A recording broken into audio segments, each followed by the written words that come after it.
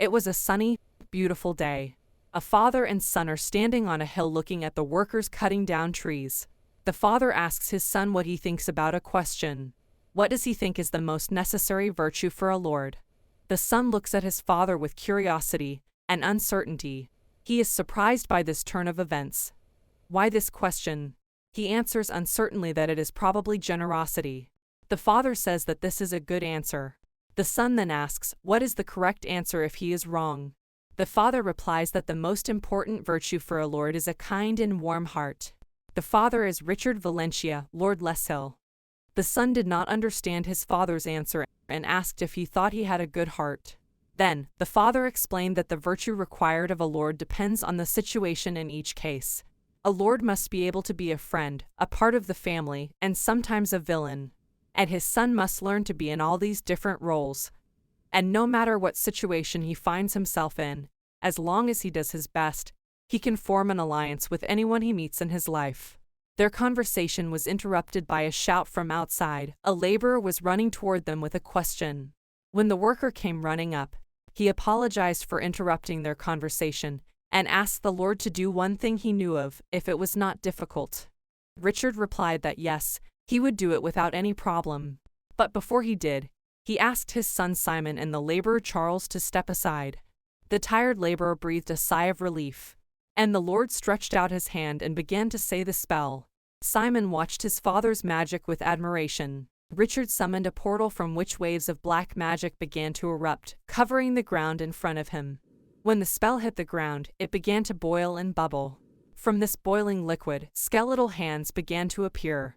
And in a second, almost a dozen full-length skeletons rose from the puddle with the characteristic sound of bones clattering. The skeletons began to stare at Simon and the worker. With a smile, the worker pointed to the skeletons at a pile of large trunks that the workers had cut down earlier. They looked at him carefully, and then at the trunks that were pointed out to them, and walked over to them. In a moment, they began to move them to the joyful applause of the worker, who was glad to be able to take a break. The worker was very grateful, and thanked the foreman loudly. He replied that he had no problem with that as long as the worker continued to work hard. Simon was proud of what a great necromancer his father was, that he could provide his workers with additional labor using skeletons. A small digression follows, which tells the story of necromancers. In this world, necromancers are special magicians who use black and dark magic. With its help, they can summon and revive long-dead creatures. Once upon a time, an emperor lived in this world who wanted to destroy necromancers so that they could not influence his empire in any way. He ruled the empire of Falhern, and for this task he sent 50 soldiers. This army was called the Rose Brigade. The headquarters of the necromancers was in Kizen, and they knew what the emperor was planning against them. So 10 necromancers opposed the emperor's army. Only 10 necromancers, but all 50 soldiers of the Rose Brigade were destroyed and turned into the undead. Thus began the destruction of the empire. The destruction of the Rose Brigade eventually led to the surrender of the remnants of the Falhorn Empire. In order to take revenge on the arrogant emperor, necromancers turned him into the undead. And the emperor met his miserable end in the form of a rotting corpse, permanently sitting on the throne of the empire. Thus began a new era of necromancer rule. They were able to conquer half of the entire continent without meeting any worthy resistance. But another force stopped and threatened the dominance of the necromancers, ruling the other half of the continent. These were the priests, the only antagonists of the necromancers who served and worshipped the goddess Devi. But for now, there was a fragile peace between the two opposing forces on the continent. But this did not apply to our domain, where the workers and the undead worked together, under the watchful eye of their lord, who also liked how they worked together. This was the town of Lost Hill. Here, too, humans and the undead worked well together, and the power of necromancers was used for good. If you look at the map, it is barely visible, surrounded by large cities and castles. Not even all the neighboring villages knew about the existence of this town. Our main character's name is Simon. He is the heir to this property, and in the future, he will become its lord. He is still a very young and joyful boy, but his father is sure that he had a great future ahead of him. So, the Academy of Necromancers and a Genius Recruit. This is the title of our fascinating story, which I invite you to dive into. Simon returned home after helping his father. They had a small but nice house for lords. His mother was already waiting for him at home and welcomed his return. Her name was Anna Valencia. Simon was also happy to see her and told her he had just been helping with the logs. Simon walked over to the stove. His mother said to him that he must be hungry by then, but to wait a little longer. He looked at what she was cooking and asked what it was. It was water infused with lahara mushrooms. They looked dangerous even at first glance. Simon told his mother they were poisonous, but she was not at all fazed and assured him that he should not worry about anything. She would make them edible with magic. And she began to use her bright light magic on her brew. Dazzled, Simon was shocked by the holiness of this magic. His mother was a former priest, and she powerfully proved it. Every time he saw her power, Simon wondered how his parents could have met if they were complete opposites, and he imagined his happy parents together. But his thoughts were interrupted by his mother's voice telling him to stop staring at those mushrooms. She asked him why he wasn't going to eat. Hungry, Simon could not disagree. He walked over to the table, which was filled with various tasty and fragrant dishes. They waited for his father to come and started eating together, but Simon ate very little and his mother noticed. She asked if he was sick, while his father absorbed everything with incredible strength. In the afternoon, when Simon was about to go to his room, he noticed his mother making his father a cucumber face mask. And looking at them, he thought it was as if they were still on their honeymoon. They were so happy. In the evening of that wonderful day, Simon watched the full, beautiful moon from his room. When he said goodnight to his parents and was about to close the door to his room, a letter suddenly flew in and stuck right to the face of the surprised Simon, who lost his balance from the surprise. He got up and peeled the letter away from his face, wondering what it was, and when he turned to the window, he noticed a girl sitting on it.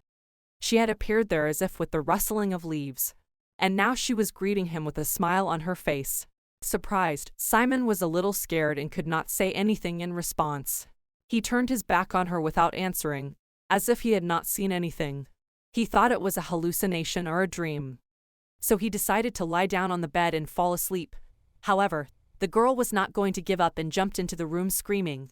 She was screaming at him not to pretend not to see her. But Simon just lay down on his bed and covered himself with a blanket, hoping that by ignoring her, he could get rid of her. But the girl didn't give up. She said she knew he could see her. She began to pull off his blanket.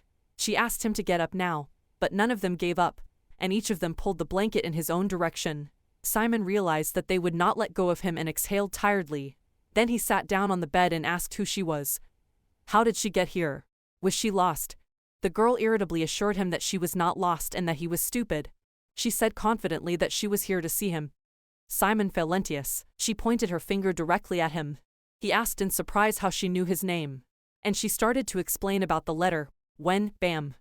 Simon's parents heard strange noises in his room and burst in. They asked what was going on. Wasn't it a burglar who broke into their house? Both of them in their pajamas, armed with a frying pan and a rolling pin. They looked rather funny or scary, but the girl who was already sitting on Simon's bed greeted them happily, calling them by name. She knew Richard and Anna, and they knew her. Her name was Naftas, and she was very happy to see them. Amazed, Simon watched as his parents greeted this strange visitor with happiness. They noted that she had not changed at all and how much they missed her and she missed them.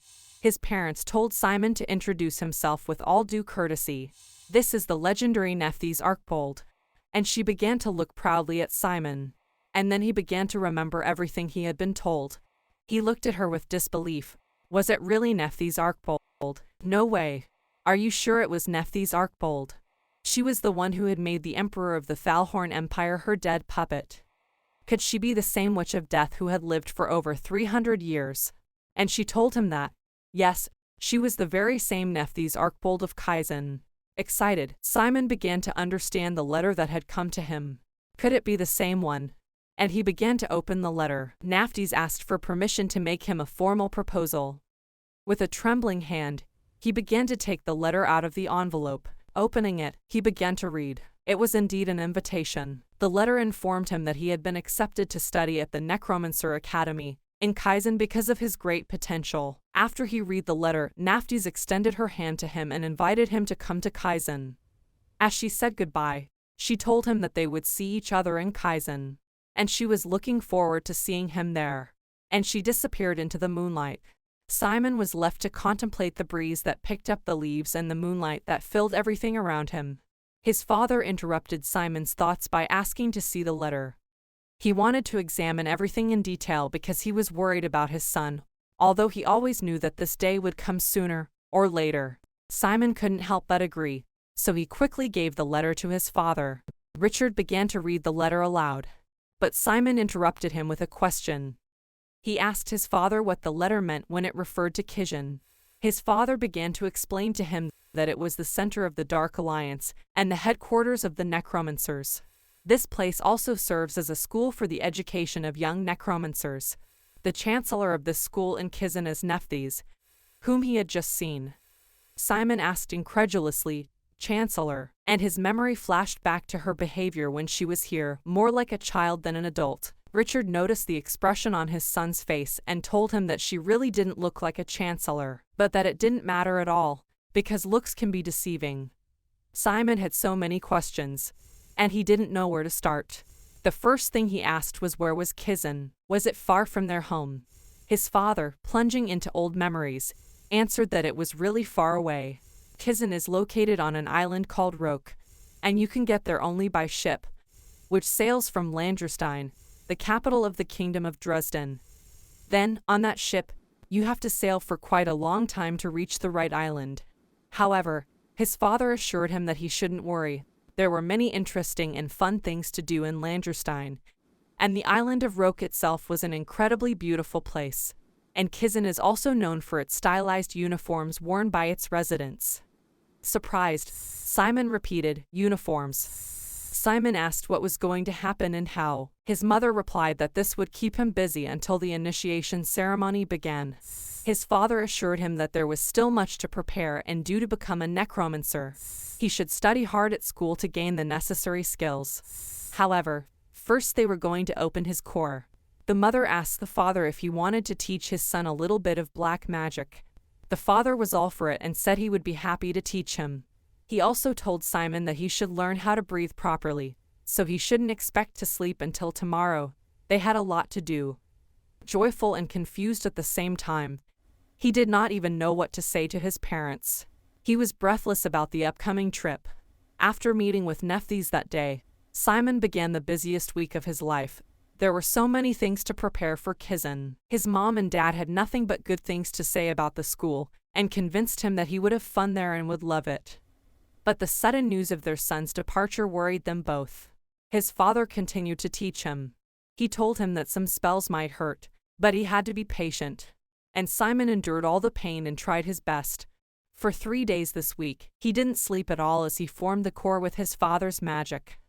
After the grueling hours of core formation, he needed to spend the rest of the day learning breathing techniques and taking a crash course in black magic from his father. A week later, the boy, who had never left his native Leshill and had spent his entire life here, set off on a journey. He was accompanied by all the servants and his mother. His father went with him. His mother had tears in her eyes and asked them to be careful. The servants were also very concerned about their masters and wished them a safe journey. That was the beginning of their departure to Kizen. They had already traveled some distance, and the father continued his black magic lessons. He advised Simon to draw the magical power into his body, which surrounds him everywhere in the air around him, and slowly start to control the mana inside.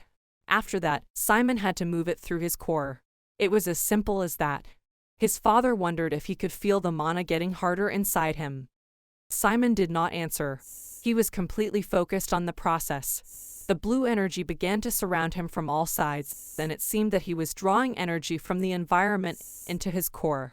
His father advised him to direct the mana to flow through his hands. He did exactly what his father told him, and he succeeded. Now, he had to let the mana flow through his fingers, and streams of blue drops flowed down his fingers. Large blue drops seeped out at the tips of his fingers. His father praised him. He was a good boy and a quick learner. Now, he knew the source of a necromancer's power. Darkness. Simon looked closely at the dark blue drop on his finger. His father went on to explain to him that the biggest difference between an ordinary magician and a necromancer is in the darkness. Mana has the property of being a gas, which makes it low density and prone to dispersion in the air. On the other hand, darkness is closer to solids or liquids. Therefore, it is easy to bind and change its shape. And he showed him on his hand, so if he uses the properties of darkness, he can shape it into a shape like this. And he showed him a miniature doll on his hand that looked like his mother with a frying pan and a spatula in her hands. Simon was fascinated by this skill, but his father continued to tell him that those who practice and improve their skills in controlling the power based on darkness are called necromancers. And he clenched his fist and smashed the icon he had created before. But since they didn't have a lot of time now, he suggested that Simon focus on the basics of mining the darkness into his core. Simon agreed with his father, and he began to gather the darkness on his hands. At first, it was just a few drops. But then, thanks to his diligence, he managed to form a whole puddle of darkness. Then he began to form something that looked like a hair from a distance, but his creation was shaking and too liquid. And as expected, in a moment, his hair spread all over his hands, not holding its shape. His father watched his attempts with a smile. He thought to himself that he could not believe it. He was very impressed and surprised. It usually takes about 6 months to 2 years to learn how to form objects using darkness. But Simon moved in leaps and bounds and achieved it in just 3 days. After a few attempts, he was able to create a stable structure with flowers and a bird. His father, meanwhile, continued to reflect that he knew his son was talented, but he didn't think he was that talented. Such an incredible talent could have shot him in the back. He only put off helping him with the core now, hoping that he wouldn't repeat his mistakes that he made in his youth. Many dark mistakes that he did not want to remember. But on reflection, he realized that it was time to let his talent explode. He hoped his son would do better than him and make fewer mistakes. In the meantime, Simon was busy making something. Then he showed his creation to his father. It was a dark blue fire. He said it was called a midnight glow, a very special kind of fire.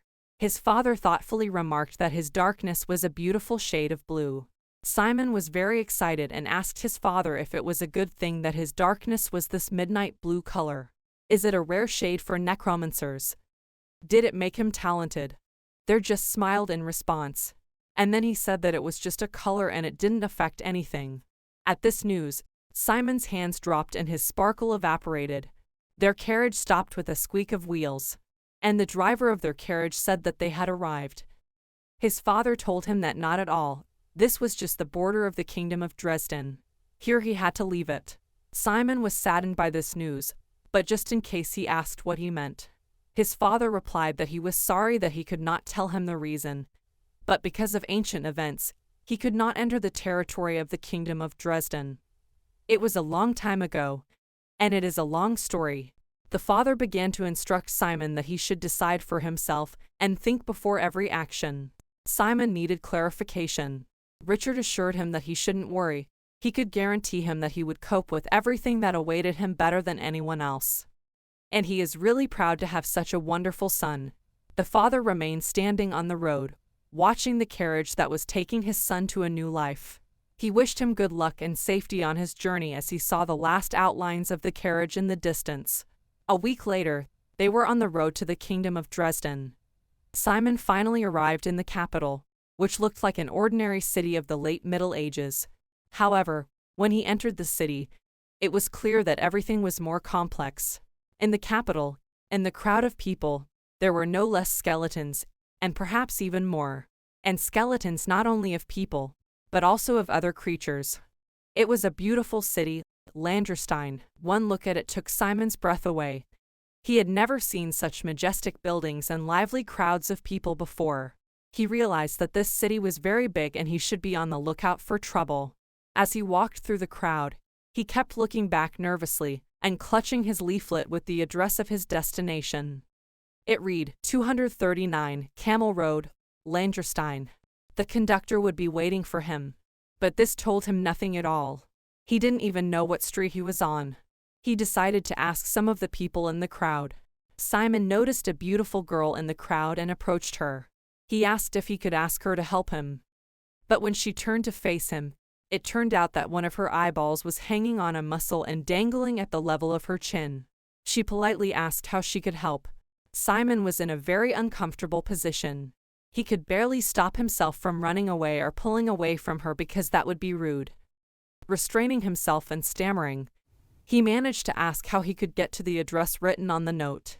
He handed her the note with trembling hands. She leaned over and looked at the note with her abnormal eyes. She made Simon hold back even more, and he was ready to run away. But she quickly replied that she knew where Camel Road was, and she pointed to a square up the street. He was to walk across the square, turn right, and there he would see a street covered with gilded tiles. This would be Camel Road, one of Langerston's famous landmarks. Simon was happy to hear that it was not far away. He politely thanked this strange young girl. She appreciated his behavior and called him a polite boy. She wished him safety and good luck with his business in Langerstein. Simon wished her the same and hurried to the square through the crowd.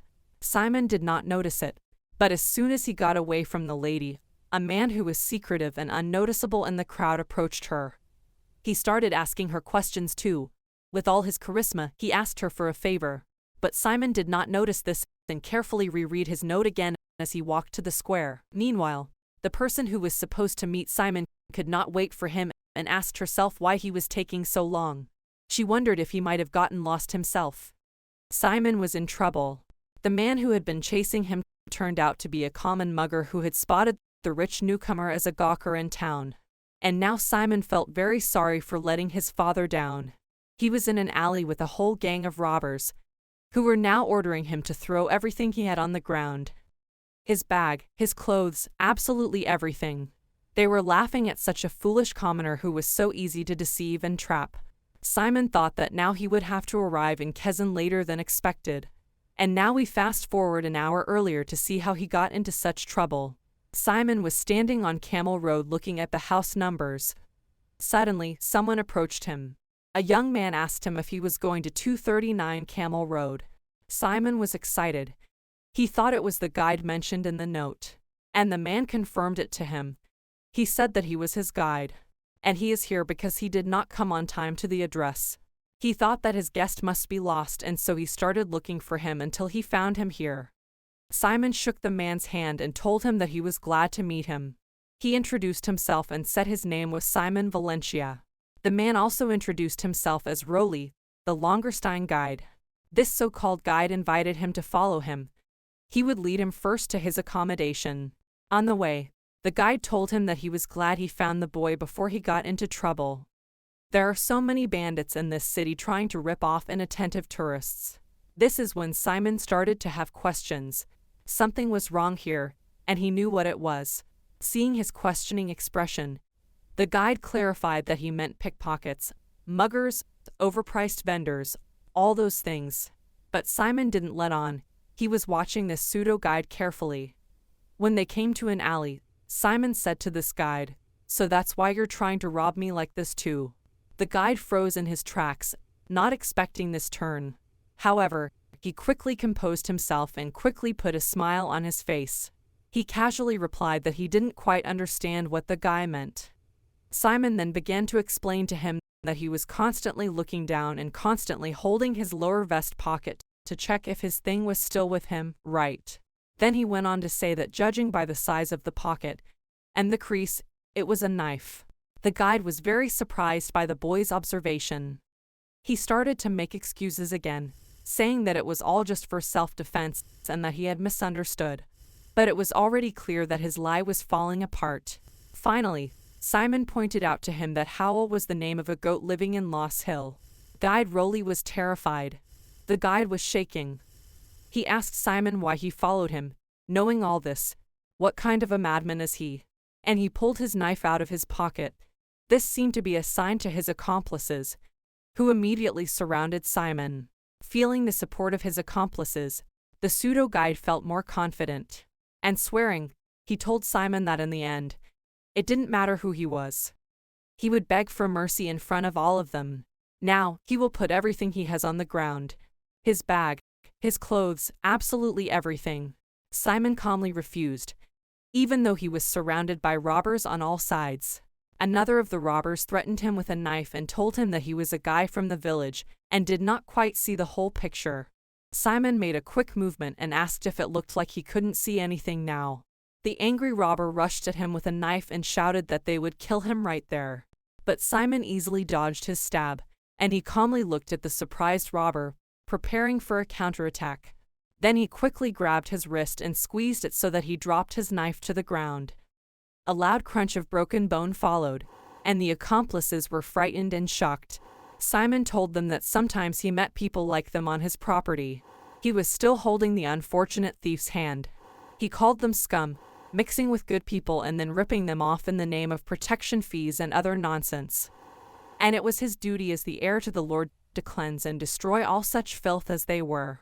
And when they heard that he was a nobleman, they told him that this was even more reason why they would not let him leave. Their leader, Riley, shouted for everyone to come, and more robbers came out of the houses nearby.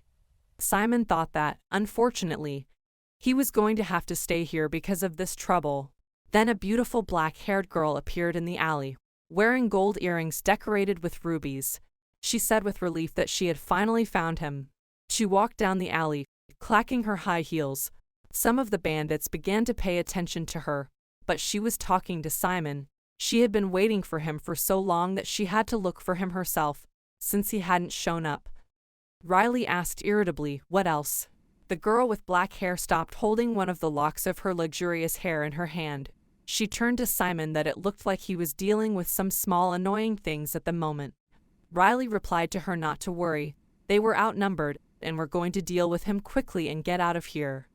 But the girl advised her to do her math.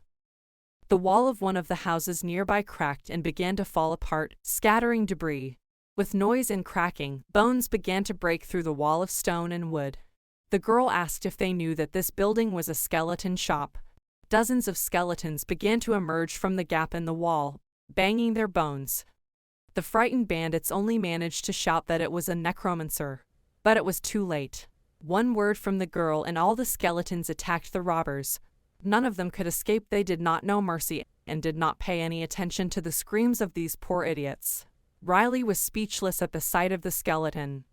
But the fear for his life overcame everything, and he began to shout that he was very sorry that they did not recognize her, begging for mercy and mercy. The girl asked him what clan he belonged to. Riley replied that they were from the Claven clan. She was not impressed by his answer. Why, if he was from such a great clan, was he picking the pockets of a poor tourist? "Let me go and explain to the clan leader myself." And then she ordered the skeleton holding him to put his head on the ground with both his hands behind his back, and then make him crawl on his face all the way to the city guard headquarters, where he would have to confess to them and turn himself in. Riley was still begging for mercy. The girl quietly whispered to him that she did not know what mercy was. Then, furiously, she asked if it was an order to her. Then she calmed down a bit and told everyone present that if he did something differently than she told him, or if his face was not wiped enough, she would know. And then his entire clan would be wiped off the face of the planet in the name of Kizen. The bandit asked for nothing more, only that he was sorry and would remember her words forever. Simon just watched this performance from behind the girl's back. When the skeletons dragged the robbers away, the girl turned to him and said that he must be Simon Phalancha, right? He answered in the affirmative and immediately thanked her for her help with the robbers. But he still did not know her name or who she was. To which she replied with a smile that she was his true guide. She quickly grabbed his hand and pulled him along. On the way, she told him that her mother was waiting for them. Simon did not understand what her mother had to do with it. When they arrived, her mother was not there, and the girl started looking for her. She wondered where she could have gone again, since she had been told to wait here. Then her eyes fell on an ice cream cart and a girl with white hair next to it. A scream interrupted her as she was about to take the ice cream and was covered in it. The girl with black hair was annoyed and told her that she had told her to stay here. Why didn't she listen? She started to make excuses, saying that she was waiting. But her daughter didn't stop arguing, because she was always getting lost, so she should stop going everywhere alone. She started wiping her dirty face with a handkerchief. The girl's mother kept making excuses that she only went because there was an event with free ice cream samples to try and she couldn't resist. Her daughter replied to her, what if they had lost Simon because of that? What if she hadn't found Simon first? What would have happened to them? Simon watched this family quarrel and was shocked to find out that Nephthys was the girl's mother, not her younger sister, as he had first thought. In the background, Nephthys said that she was not sorry for her behavior because everything was fine, and they had not lost the student. Then, having ended their quarrel with nothing, Nephthys finally turned her attention to Simon. She told him that he was probably tired after the trip, and she hoped he had learned something from his father. Simon replied that he had indeed learned something. And then he decided to show what he had learned and lit his midnight blue fire. The two girls stared at him in awe. Nephthys said that she had not seen such a shade of darkness for a long time. But it still had the properties of mana, because this light was swirling like a real fire, which meant that it was still in a gaseous state. She was also sure that he would learn to use his core more effectively, and they would definitely teach him that at school. So everything was fine, and there was nothing to worry about. Then, Nephthys asked her daughter Lorraine to do something for her. She asked her to be a guide for the new student, and she assured her that she believed in her. Lorraine wasn't thrilled with the idea because her mother always left her with the heavy lifting. But for Nephthys, there was no such thing as a no, so she ran off merrily with the ice cream for more ice cream. Then Lorraine finally introduced herself officially to Simon. Her name was Lorraine Arbold, and she was a student at Kizen like him, and she unceremoniously grabbed his hand again. She asked him if he was ready to go now. When he asked her, they were going. Lorraine happily told him they were going shopping for the new semester at school. Simon, do you know what the most exciting moment of the entire school year was? Lorraine asked him. He didn't know, so he just asked what it was. She told him, it's when you buy your uniforms, notebooks, textbooks, and other supplies before you get to school. This is the most exciting moment, so he should enjoy it. So they went to the bookstore together. Lorraine asked if he wanted to get his textbooks first. There was a very large selection, so that she could help him. Simon was all for it because everything was new and different for him. At first, Lorraine threw him one book, and Simon thought it would be easy. But as soon as he picked it up, he almost dropped it. It was very heavy. He read the title on the cover. It was Introduction to Seminology by Elric Moore Trimble. As soon as he read the title, another book was already flying into his hands. A flurry of books flew at him, and he barely had time to cover himself with his hands, trying to shout to Lorraine. Simon was frightened by so many books, so he said he hoped he wouldn't have to study all these subjects in the first year. Lorraine reassured him that of course not. He has to take them all in the first semester of his first year. She told him not to be a crying baby and threw another book of toxicology at him. Beaten by books and surrounded by books, he sat on the floor. Lorraine, meanwhile, was about to get the last book for him, Dynamics of Darkness. While she was gone, he had some time to himself, put his books in a pile, and began to think. He had never met so many people his age. This made him only wait and dream about his future life at school. Then, a girl with pink hair appeared in the background and started running fast. She was running somewhere and didn't notice Simon at all. Then she noticed him and looked right into his face. But because of this, she lost her balance and ran right into a shelf of books. And while she was screaming about her nose, which she hit, the shelf started to wobble, and books started to fall right on top of her. But our hero reacted quickly and decided to cover her with his body. She just squinted her eyes helplessly. When everything calmed down, the girl began to apologize, convincing him that it was her fault and that she was fine. Simon told her that everything was fine and that he was partly to blame, as he was standing in her way and distracted her. Then he asked her if she was okay, if she could help him pick up all these scattered books. Otherwise, if they didn't, they might get yelled at. She gladly agreed.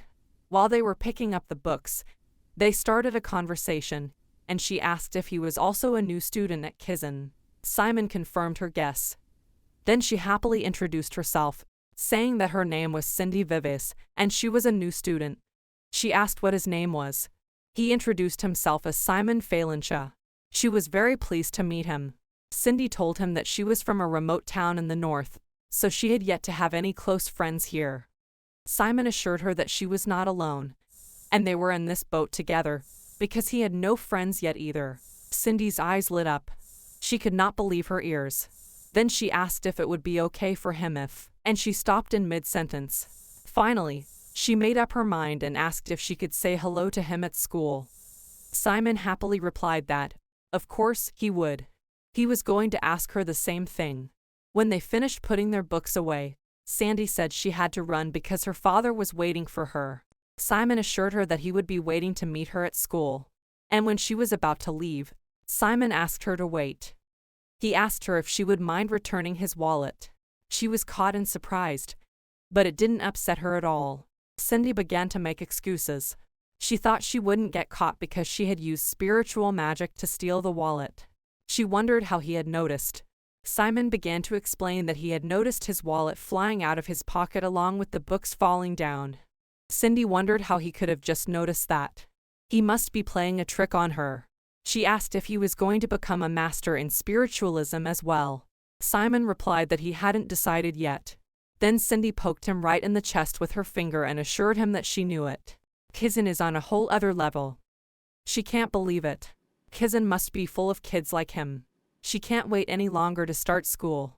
Simon, on the other hand, was worried about something else entirely. Why was she so shameless, pickpocketing and looking so cute at the same time? Cindy was jumping for joy. She was so excited about the possibility of going to school with Simon and seeing him for 3 years. She suggested that they compete to see who would be the best when the time came. And she finally gave him back his wallet. Cindy assured him that she was looking forward to seeing him at school, and that she hoped he wouldn't be a stranger when he met her there. And she just walked through the bookshelf with her magic. When Lorraine finally returned, she informed him that the store did not have an introduction to dark dynamics in stock right now. But as soon as it did, they would deliver it along with his other books to his dorm. Simon was completely satisfied with this option, but his mind was on something else. Lorraine also asked him who the girl was and if he had already made friends with her. Simon answered with some hesitation that he had, but Lorraine completely misunderstood his uncertainty, and winked and assured him that he shouldn't be so embarrassed. He could be honest with her, and she could tell him if he liked the girl or not. Simon just thought to himself that she had almost stolen his wallet. So, he didn't show any emotion, and Lorraine lost interest in the conversation. Then Lorraine said they had to go. They had already found all the books they needed, and it was time to put them all in a bag. Simon looked at his bag and at the huge pile of books, and he had questions. Lorraine saw his look and understood. The bag he had was different. It was a different bag, a bag used by necromancers. It's called a magical inventory, and to put it in simpler terms, necromancers call it subspace. Simon was fascinated by such an amazing thing. They went to another store, where they were greeted by a nice elderly lady who probably owned the store. She knew that Lorraine had recently purchased a special bag for herself, which meant that it was time to find a bag for this gentleman. Lorraine confirmed her guess, but added that he was a beginner, so he should choose a bag with the fewest restrictions. When the saleswoman approached the display case, Lorraine read an inscription on one of the rings that were actually magic bags. You don't need walls or floors to use subspace. Often we fight on the open plain when it comes to the real battle.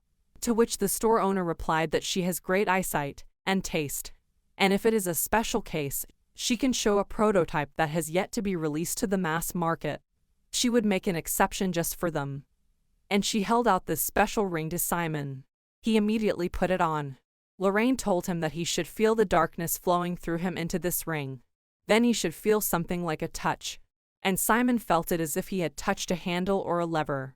Then Lorraine told him to pull and imagine it was a lever. And when he pulled it, a huge rectangular hole appeared on the floor. The salesperson explained to them that this was the latest product from Jelena Clips, a young master craftsman of the next generation. This subspace can withstand a load of up to 40 pounds, and it can open on any surface, even on slopes and uneven surfaces. The subspace itself is enchanted with 7 spells, including level 1 preservation and temperature control. And more importantly, using this bag activates invisibility to hide your location from enemies. Lorraine asked about the function of releasing the contents, and she was told that it was also included. Simon was delighted. Lorraine asked if he liked it, and Simon said that he was thrilled. but he was curious if he could afford it. This bag must be very expensive. Lorraine didn't understand his question. Maybe. She loudly asked the saleswoman, Stephanie, how much it cost. She answered 50 gold coins. Simon's jaw dropped at the price. It was the amount of Lashl's budget for several years. But Lorraine didn't seem to be embarrassed by this amount of money. She said she would take it. Simon was shocked that she was going to buy it for him. But Lorraine told him that he had nothing to worry about. It was not her money, it was her mother's. Lorraine then explained to him that she didn't know all the details, but that Neftis owed Simon's parents a lot of money. And so it's like she's returning the favor, so he shouldn't turn down the offer. But Simon knew that this was a big gift for him. How could he ever repay Neftis? Lorraine advised him not to even think about it. If he wanted to repay her mother, he should study hard and behave well at Kizen. Simon was sure that he would try his best and do his best. And they left the store together, thanking him for his services. Now that they had everything they needed, they could have some fun. Lorraine was very insistent on it, but Simon was not sure. But Lorraine assured him that it was part of their routine and dragged him along. She took him to a shooting range where toy skulls of skeletons wearing helmets were lined up in several rows. Lorraine put a crossbow in Simon's hands and told him to shoot at the stuffed skulls. He started to try, and as it turned out, he was very good at it. It was evening, and as they walked up one of the streets of the city, Lorraine said it was the highest point in the city. Around them were many couples lighting flying lanterns. They also lit one and sent it flying. Lorraine said that this city is one of the most popular among tourists and is called the Square of 1,000 Lanterns. She asked him what he thought. Simon simply replied that he wondered if there were really thousands of fools here who wanted to spend 200 silver coins on a piece of flammable, oily paper. Lorraine, after this answer, said that he would be successful in Kizen. Simon thought it was a compliment and thanked her. But it turned out that it wasn't. And Simon continued to stare at the lights in the sky, a little embarrassed. Then they went to dinner. They chose a nice place on the waterfront, and as they began to eat, Lorraine noticed something. Simon's manners were very different from hers. She asked if he really came from a noble family. Simon replied that his father was very strict about etiquette. Lorraine noticed that he had learned well from his parents. But he should know that 30% of the population of Kizen are ordinary people. Therefore, he should not show his superiority over them by using his status. She started to explain to him that in Kizen there is a strict system based on merit rather than on origin. Simon promised to remember that. Lorraine also asked him if he had any more questions since tomorrow was his first day at school. And he remembered that girl, Cindy, whom he had met in the bookstore. She said something about majors. Lorraine beamed. Majors, a tough question for a newcomer. She began to explain that he would have 9 courses in the first semester of first year, 7 majors and 2 minors. From the second semester, he will be able to choose his own electives. And when he reaches the second grade, he will have to declare what specialty he chooses. He asked how the girl he was dating was doing. Lorraine said yes. Then Simon realized that this meant he had to quickly figure out what subjects he was good at and choose one of them. Lorraine supported him that he was absolutely right, and that she advised him to focus on his core courses and put all his energy into studying them. Also, students with clear strengths are more popular among students when it comes to group homework. Simon's imagination was unstoppable, and he definitely remembered this advice. Lorraine asked him if he had any ideas about what specialty he would like to choose. He replied that he was interested in a little bit.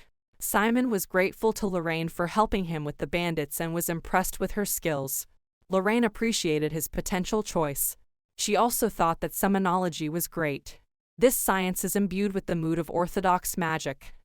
She also began to tell him about the professors at Kizen, one of whom was the legendary Professor Henpeng. Lorraine shared that she is still sometimes in awe when she meets him, as well as other famous professors. Simon was excited and wanted to meet them in person as soon as possible. Their dinner passed quickly and unnoticed behind the conversation. Lorraine took Simon to his hotel and wished him a good rest, because if he were late tomorrow and tired from walking with her today, her mother would beat her to death. Simon thanked her for the wonderful evening. He didn't think he would ever forget this day for the rest of his life. Lorraine was very happy to hear him say that. She was about to leave and say goodbye to him when she suddenly remembered something and stopped. There was actually something she had to tell him. She wasn't going to deceive him or anything. But for some reason, she hadn't found the right time to tell him that. She would also be a new student at the school. Simon was shocked and couldn't say anything. So Lorraine continued that she hoped they would be friends when they met each other at school. Simon almost lost his bag, and she definitely said goodbye to him, leaving him with a lot of unanswered questions. The next morning, Simon came to the port where their ship was supposed to be. He was amazed at how many things were around him. But most of all, he was impressed by the passengers. Everyone had their own unique style. He thought that they made him seem the most ordinary person here, but when he heard that the ship to Kizen was leaving soon, he quickly hurried to get there. Lorraine had told him yesterday that she would be taking a different route to the island, so the next time they would see each other would be at school. Simon handed his ticket to the ticket taker, and while he was checking his ticket, Simon began to look around the ship. It was big and beautiful, but it was moored with its bow to the shore, whereas they usually did the opposite. Meanwhile, the ticket taker confirmed that his ticket was fine and he could go through. Simon thanked him. But before he could get on the ship, a noise distracted him. Someone was yelling and proving to someone that something was wrong. It was another young man shouting at another ticket taker at another entrance to the ship. He was arguing that he was number 1 on the waiting list, and how could it be that no one gave him an invitation? Is this how they do things in Kizen? The guy was very angry and started clenching his fists. He was shouting to get in touch with Casanova, because it was some mistake. Someone standing next to Simon said that this happens every year. There are always kids like this one who can't accept the results. But still, he is number 1 on the waiting list and he must be very sorry. The boy did not calm down. He shouted that he was Lucius Carroll, heir to a county in the Kingdom of Dresden. He demanded to contact the headquarters, and that was an order. The ticket taker asked him to leave because he was not on the list of accepted students. Lucius' teeth clenched at this statement. He was furious. He grabbed the poor ticket taker by the hair and was about to hit him, saying how dare he. But someone grabbed his arm. Simon smiled at him and asked him to stop. Lucius screamed, "Who is he? Let him go right now." Simon looked at him with a murderous look and squeezed his arm hard, making it crackle. Lucius screamed in pain. He turned to Simon, saying that he must be looking for an easy death if he dared to do such a thing. But someone was already rushing to them, asking what was going on. A gray-haired man in a strict suit was walking toward them, tapping his cane. It was Professor Sage. Their quarrel immediately stopped, and everyone looked at the professor. He asked Lucius if he had any last words. He quickly stood up and began to ask him to contact Nephthys urgently. The professor knew that he was first on the waiting list, but he also knew the result of his application, and that he was not selected. And the professor was about to snap his fingers with an expressionless face. And he snapped them, asking Lucius if he thought he could get away with that kind of behavior. And blood spurted from the poor fool. After that, leaving him in a pool of that they didn't have time, and all students should get on board. And then he personally addressed Simon, saying that he should also get on board. He couldn't help but agree. Professor Sage was the first to board, while the students began to whisper that it was bloody black magic. They wondered if the first graders could also take the class. Simon felt sorry for this poor proud fool. He wondered if he was still alive. Then the professor turned around, adjusting his hat, and told him not to worry, Lucius was still breathing. And when everyone got on board, the gangway creaked open by itself. All the students were on board, and the professor personally checked their presence. After that, he asked everyone to sit and not get up. The professor was preparing a spell. The students looked at him in awe. He explained that the ship might go through turbulence during the journey, so he asked them to sit until his next announcement. Simon sat down and wondered how this ship would make it to Kizen. He couldn't see what was happening outside. The professor used his spell to surround the ship with a magical barrier. Simon thought that they would need to reverse somehow to be able to sail out to sea. The professor said to keep going. All the students heard something plop into the water. Someone suggested that it was just a big wave hitting the ship, but he was told that the sound was too loud. And then a huge whale jumped out of the water right above the ship. Everyone was shocked. Where did the whale come from? They thought it was about to crush them. But the whale opened its mouth wide as it flew down on the ship, and it completely swallowed the ship with the frightened students inside. This giant whale was an underwater undead creature that obeyed Kizen's orders. It was a whale from the underworld, and if you look closely, you can see that it is a huge skeleton with a shell. It had a large amount of debris and other garbage in its stomach. The students wondered if they were inside the whale, and it seemed so. It was a monster that traveled the oceans around the world and attacked any port that Kizen pointed out to it. And only once a year, it transports the new students of Kizen to school. He was the high-speed transportation of Kizen. Their ship docked at a floating island, and all the students were surprised how nice it was, especially considering that they were inside a stomach. It seemed as if people lived here too. One guy came up to Simon. He told him that he was good and did a great job. Simon needed help understanding what he was talking about. Then he explained that he was talking about the incident at the port, which was not a comfortable situation, but he was impressed with the way Simon had handled it. Simon replied that it was nothing special. The guy was delighted that Simon was also humble. He finally introduced himself. He was also a new student and his name was Rowan. Simon also introduced himself in return. And then a question from Rowan took him by surprise. He asked what kind of entrance exam he had. Simon didn't know what to say, but Rowan insisted. He began to tell him about his exam, how he made the darkness change shape. Simon thought that he hadn't taken any exam, that Nephthys had just come and given him an invitation letter to study, and that was it. What if he got in trouble if he told the truth? So when Rowan asked what kind of exam he had, Simon lied and said that he had the same exam with the change in the shape of the darkness.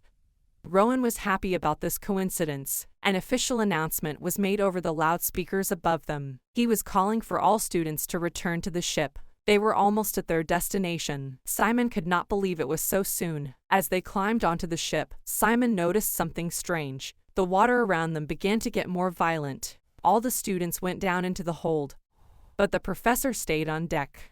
The waves were getting bigger every minute. The professor again created a barrier around their ship when the waves almost hit the deck. The students had been warned that it would be a little bumpy before they arrived, so they held on tight to their seats. They were told not to get up under any circumstances. Meanwhile, their ship was being tossed around like a ball with other debris on the waves. Almost all the students with their suitcases were in the air. They were all asked to hold on to the railings to avoid injury, and to be ready for any push. Simon could barely hold on to his seat. Then, there was a thud and a blinding flash that blinded him. Their ship popped out like a cork from a bottle, and they could see the whole island from above. It was a very breathtaking view. Simon stared mesmerized out the window while his new friend flew in the background all over the hold. Professor Sayage clicked his rallying points, mentally controlling the magic barrier. And the ship began to approach the ground rapidly. Thanks to the barrier, the ship didn't fall as fast as it would have under gravity, but it was still fast enough. Eventually, the ship hit the water with a loud crash, but thanks to the barrier, it remained intact. It docked at the pier, and the students were informed that they had arrived in Kizen. The students all approached the metal gate with guards. There, they were told to line up in lines of 4. When they were done, they were given uniforms. They were each given a uniform and told that the locker rooms for girls and boys were separate. For boys on the right, and for girls on the left. They were given 5 minutes to change, and then they were waiting outside. Simon looked with delight at his new uniform. Simon quickly put it on and began to look at himself in the mirror. He liked the way he looked. The uniform was stylized, just as his father had said, so he could wear it even to formal banquets. Meanwhile, the other students were discussing the properties of this uniform, and it turned out that it had a magic spell on it that made it stronger than ordinary armor in battle. They were being urged outside. They had to hurry. The guys started to come out of their locker room. All of them were crumpled up. They were staring at the girls coming out from the other side, fascinated. Their uniforms were much better than theirs. Then they were going to be taken to the main auditorium. And as soon as Simon relaxed a bit, Rowan ran up behind him and started shouting at him that he looked great. And without restraint, he began to rejoice that he was finally in Kizen, asking him if this was really happening. He couldn't believe it. Everyone around him looked at him as if he was a weirdo who they felt sorry Simon just answered quietly and confusedly, telling him not to worry, that everything was real. After a while, Simon asked him if all these people were new students. There were a lot of them. Rowan assured him that, of course, there were only 1,000 first-year students. Simon's jaw dropped in amazement. 1,000. But as Rowan knew, in the second grade, the number dropped to 300, and in the third grade, there were less than 150. Simon was shocked by this strict selection. For him, it meant that out of 1,000 students, only 30% of the best would be able to get into the second grade. That's how fierce the competition was. And there are already several of them worth watching. For example, there is Sir Nine Dark. Rowan pointed to a beautiful girl with blonde hair. She was the official heir to the Ivory Tower. And also other rising stars, all here. There's that one, Darwin Carradine. And then there's Jay Sanders. And also, but they heard a whisper from the front row. And Simon asked, "Who is this giant guy?" He was really big. He was blocking the stage for everyone sitting behind him. But Rowan knew him, too. Chatelmer was the name of this guy. And he was a semi-giant. Most likely, he was a specialist in magic combat. No one could have beaten such a huge psycho. Then Rowan pointed him across the hall to a girl who was definitely the most capable in the entire class. It was Lorraine Archbold. She was an acquaintance of Simon's. Everyone thought she had been admitted on a special basis because she was the only daughter of Nephthys. But Rowan had heard that she had taken the entrance exam and passed with flying colors. She wasn't listed as the first or second student to take the test, but everyone already knew she was the best student in the class. One of the teachers took the stage.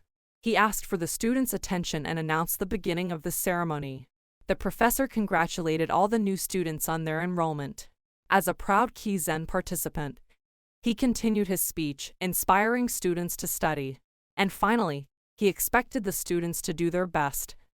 They also warned them to be very careful and not to go to the local forest. Next, they were going to introduce the professors who would teach them in the first class. All of them were legendary masters in their field of necromancy.